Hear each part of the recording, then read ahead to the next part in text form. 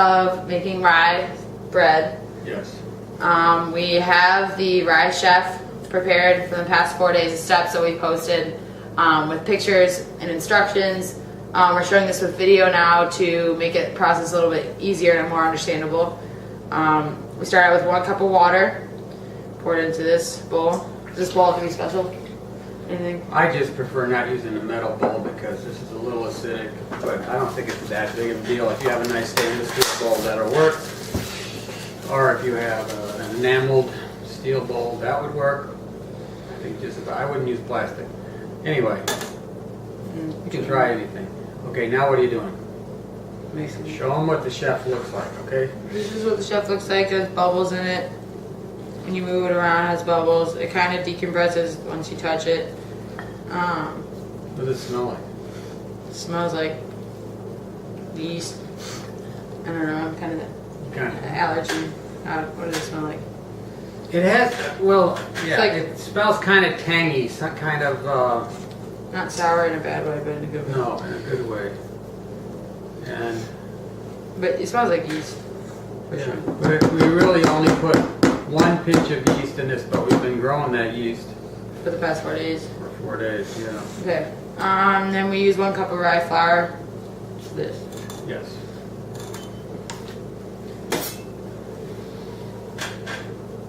Whoops.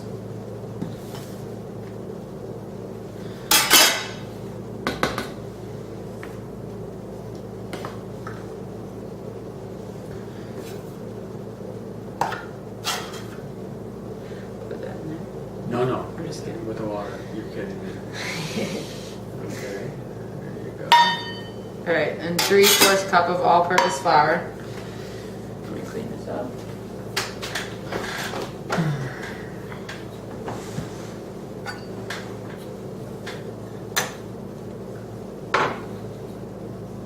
Hey, what is that? Oh, it's not all-purpose. Here you go.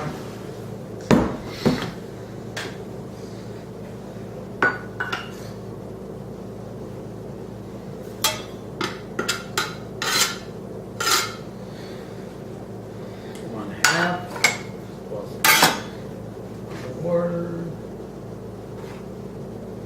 Go simple man. 1/4 of whole wheat. Whoa, you're a wild one with flour. Don't press it in, okay? Because, yeah. There you go. Okay. Then, 2 cups of Rye Chef, which is this. is our gooey stuff. And this You is- measure it in one of these, although it is a liquid. This is the way it's recommended. Yeah, we use a book. This is where my ideas come from. Bread Alone, written by Daniel Leader and Judith Blonick. This book is 10, 12 years old. I still think it's a really good explanation. Because we're making a sourdough, and basically that's what this chef is, was a 4-day process. We use your scraper now. That's fine. And then use this scraper to pick that out. So we're gonna mix this all up, let it sit for up to 10 hours, but at least for 8 hours.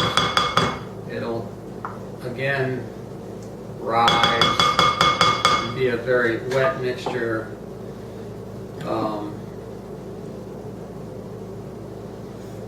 And then, finally, we can take that wet mixture and add our flour to it for our final dough. We'll show that process. We'll mix that in the big mix master, the KitchenAid, and that'll take, we'll probably do all that tomorrow. So we will not use this in 8 to 10 hours. We will refrigerate it after we turn off the machine here, the camera, and wait till tomorrow morning and then start our process. It takes 8 to 10 hours to have the finished loaves. So we'll show you that process in a different section of this video. I think well worth all this effort. I know it sounds like a lot of effort, but actually the last 4 days really have taken 5 minutes a day approximately to get the starter going. As you can see, this process we'll have done in 20 minutes or so. And Makes it look. then you stir it up, yeah.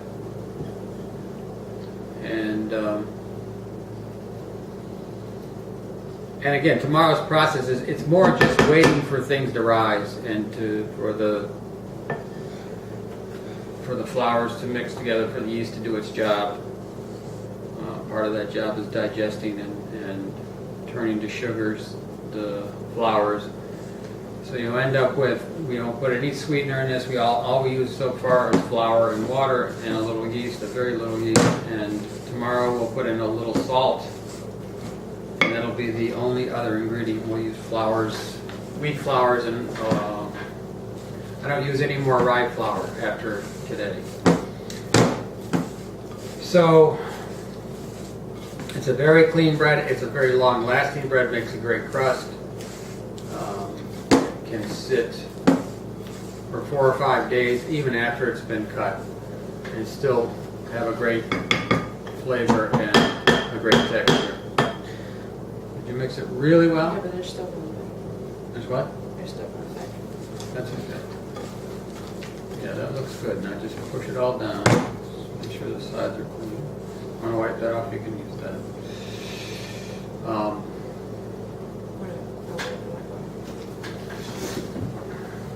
Don't hesitate. Just go ahead. But you're mixing it. Doesn't matter. It is science. It is chemistry, but it'll all work. Now you can clean your sides.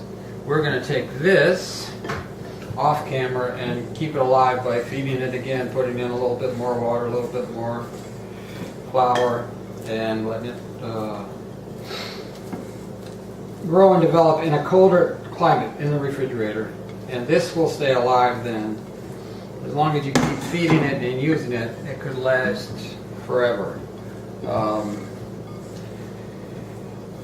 Usually here in our kitchen, I quit baking in June or even earlier, depending on how hot it is outside, because I just don't want to heat up the kitchen with the ovens going or with an oven going. And so I buy bread through the summer and start again in September baking. So I do this process in September, and usually it lasts at least to April or May, as long as I pay attention to it and keep baking. And this past winter has been a really good winter for baking. I would just throw both of those in here. Now, what are you going to do with that? So it looks like you cover it with saran wrap. That gets them fresh. This has to go on that bowl some more.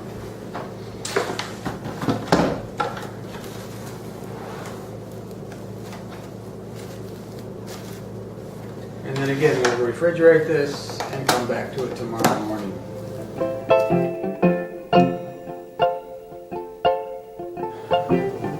Okay, we're baking our rye bread, which is a light Danish style rye. We have, today we're actually going to put it all together and bake the bread. It's a semi-long process. It might take up to about 8 hours. Here's what we did yesterday. We used our chef to make a sourdough starter, which, as you can see, again is quite airy, quite alive, smells wonderful, very doughy and rich and yeasty and kind of rye, which is a sweet smell. We're going to take that, would you hold that for me, dump all of it in our mixer bowl. We're going to use the big stand mixer to knead this all together. And just after we put it in the mixer, we're going to shut the camera down again, and we'll come back when we pretty much have the dough ready, and we'll put it out here on the board and finish off with by hand the kneading process.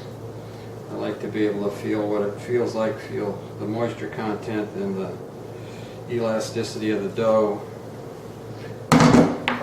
before we let it do its first rise. Okay, now we need to add 1 cup of whole wheat flour.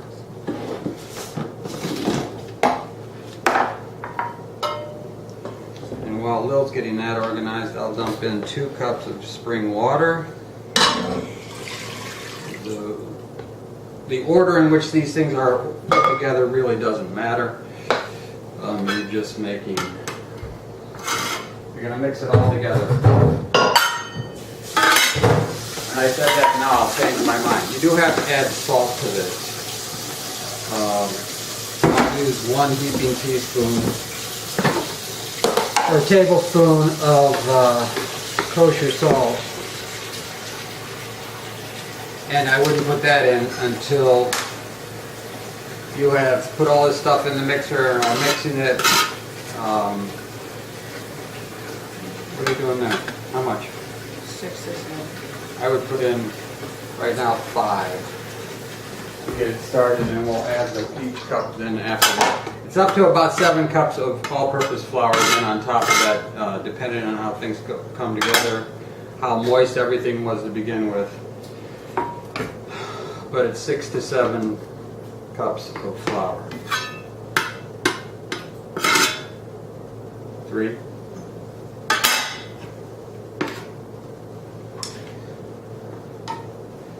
While I was doing that, I can talk about these. These are caraway seeds. They have a nice aroma, and it's a traditional addition to many rye breads. I like this a lot. Lil's not a fan, so we're not going to add it to the bread today. They're very strong flavored for this amount of bread, which would turn out 3 medium-sized or 4 small loaves. I would use up to about 1/4 cup of the caraway seeds, and just again add that into the dough. You can put this on the machine. Salt? No, we don't put the salt in. Well, yeah, we can put the salt in. Okay, so salt retards in yeast, which basically means it kills it if you overdo it. So that much salt with that much flour and that much of starter still should keep it alive. Believe it or not, yeast grows best in a slightly saline solution. If you're a biologist, you understand why I'm not. Lillian understands better than I do how that works. But go ahead. Now let's shut it down, and we'll come back when the dough's ready, and we'll put it on the table here and work the final.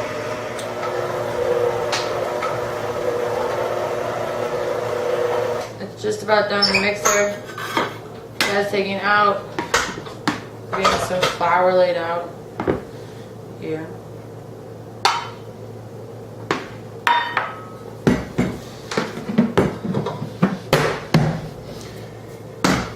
We've already added 1 cup of whole wheat flour to our sourdough mix and 2 cups of water. And this now has, what do we say, 5 cups? Yeah. 6 cups. We've put in 5 though. And now this one on the table makes 6. We put in 6. So we did. We 5 started before 5 and I added 1? Okay, so We we had put in 6 6. cups of flour. Alright, and you can see it's kind of alive there. Nice gluten development.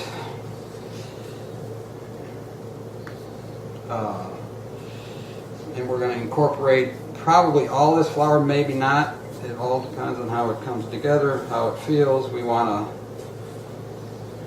kind of a wet dough, but not real sticky. Can you rinse this and get it cleaned up?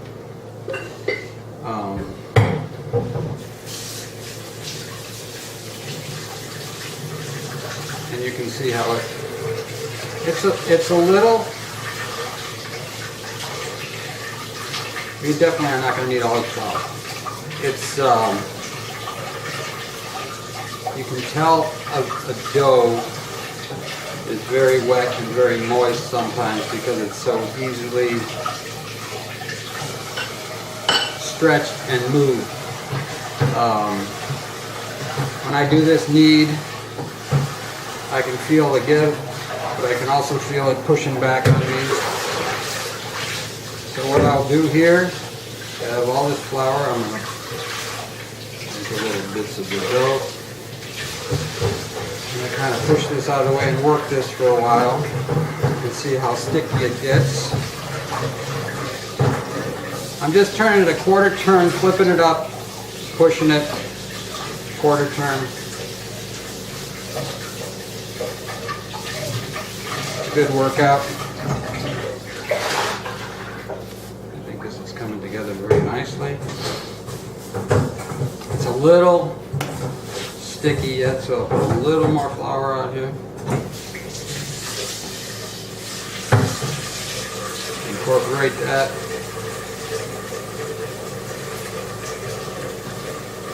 But Lil wanted me to mention that when we're doing this in the stand mixer, we don't use the paddle blade, which basically is what you use for cookies and cakes and things, but we use the dough hook because we're making a pretty big batch here, and you want to work the dough slowly. You don't want it to heat up, so it's either on setting 1, maybe 2, just to kind of get the flour mixed in, but I wouldn't go any higher than that ever on a bread dough. You don't want to hammer the dough. Now this is it. See how it is? It holds together. It's pretty tough. You put your finger in it, it stays that way. This has a nice feel. It's a little moist, a little sticky, but not nearly as sticky as it was before we did that extra bit of flour. So what we're going to do here, I would dry that now.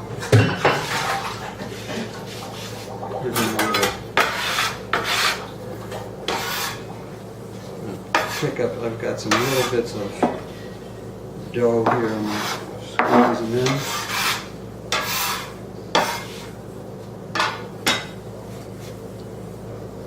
See, this is just pretty much a dry board, and it's not sticking to the board. This is a pastry board. You could use any kind of counter space that you might have, but I like working on this old board. Okay, now what I do, this is just olive oil. It happens to be extra virgin. Doesn't matter, it could just be regular olive oil or it could be any neutral oil. Right, and you want to smear that around the whole inside of the bowl.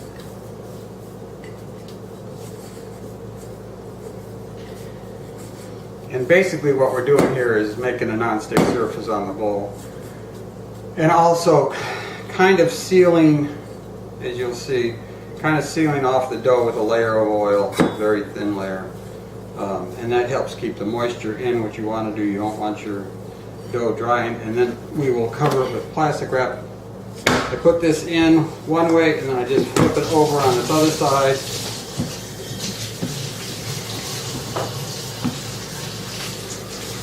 Fits nicely in. We will put plastic wrap on the top of this and let it sit and rise, and it'll probably double in size, but at least like 1.5 times. It'll take a couple of hours, up to 4, depending on how cool of an environment you keep in, or if you put it in the fridge again, you could bake this tomorrow even. But for our purposes and what we want to do today, we want to bake this today, so we're going to leave it right here in the kitchen. The temperature here, I can tell you, is exactly today 77 degrees. So that's pretty warm.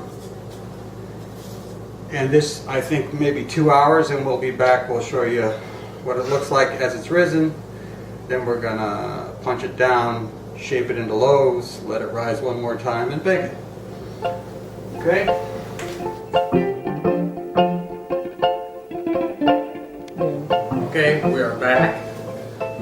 winding down the finale of this thing just before baking our loaves. We're going to shape them. This is a stone, what we use here. You put it in the oven, not dead center, but one level down from that. Actually, do I do that, or do I? No, I think I'm going to leave it in the middle. I'm going to leave a little space in here.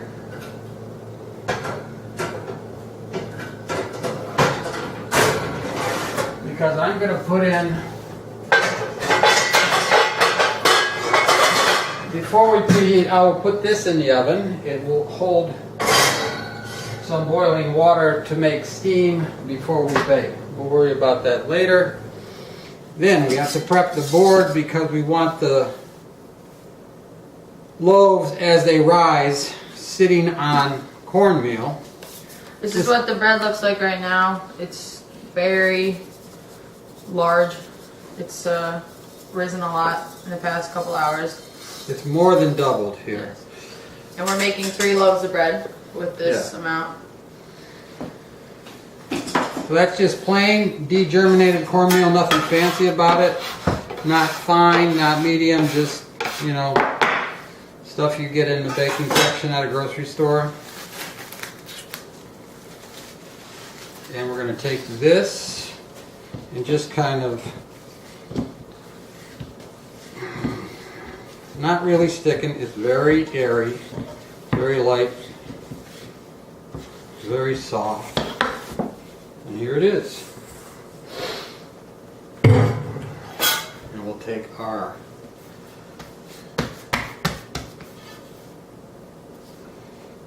bench knife, and I think I'm going to make 4 loaves of them. Okay. It'll just be easier to handle, to cook up nicely. And then I just take one, fold it up, kind of close in the bottom, bring it around. I do a little bit of spinning to tighten that up. Set it over in the corner here. Same thing. Fold it under. This is good. Give it a little pinch. Yeah.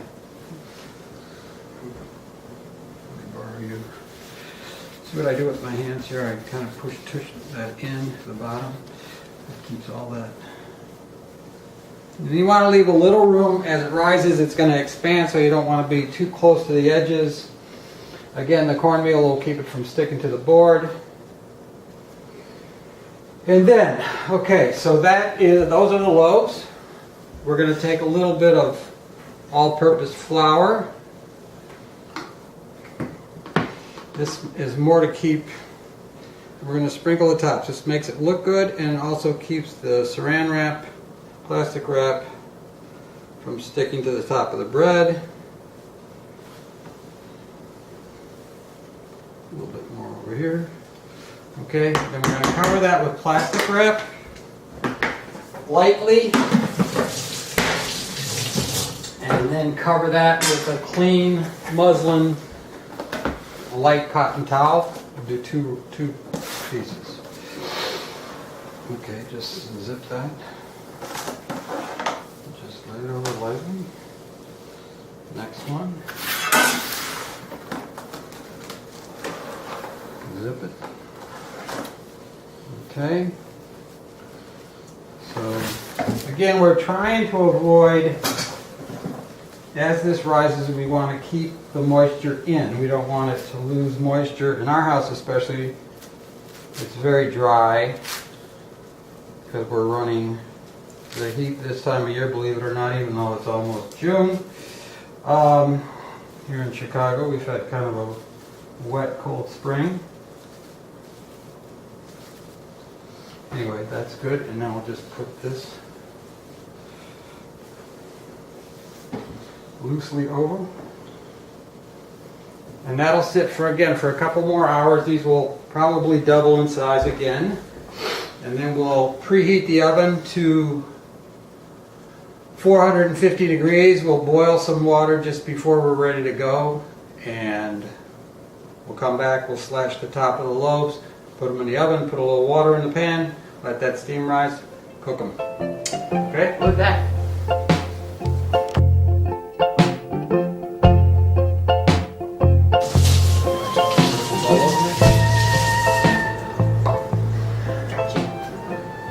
Now we are ready, and here they are. We just boiled up some water. We've got the oven up to temperature 450 degrees Fahrenheit. Use the water now. No, just leave the water sitting there.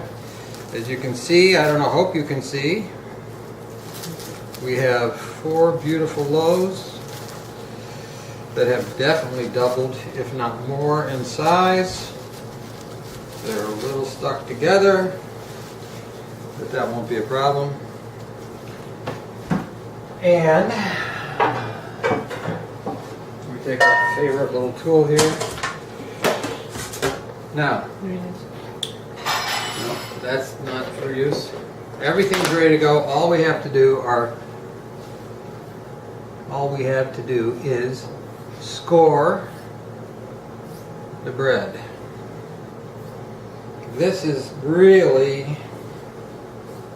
a serrated blade. You can do whatever pattern you please. In fact, just for yucks, I'll make a square on this one.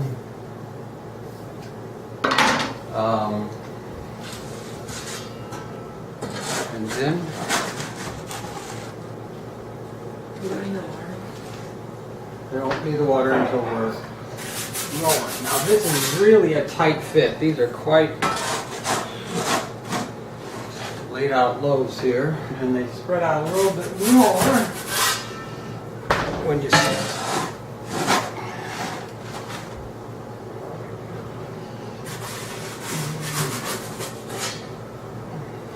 Okay, now get your water together.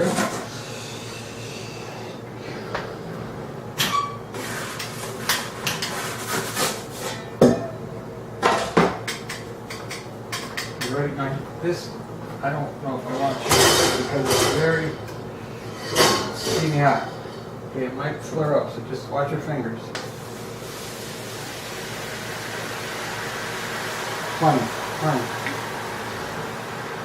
Be very careful with this. You got really hot everything. Okay, then 20 minutes at 450 degrees. And 15 to 20 minutes more at 400 degrees. So a total of 30 to 40 minutes worth of baking. And you just watch it. It's going to be pretty brown after 20. And then you turn it down to 400. And just keep an eye on it.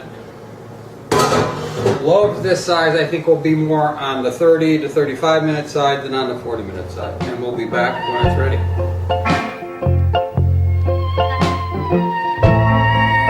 35 minutes later, after 20 minutes of 450 and then 15 minutes of 400, you are seeing the finished product as it comes out of the oven.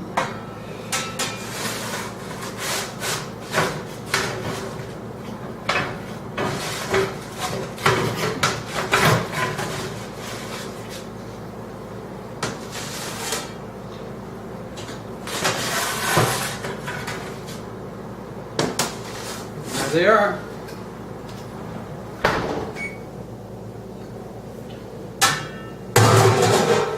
They're hot. They're going to take a while. You can't eat them right away. You want to let them come down to room temperature. Oh, they smell good.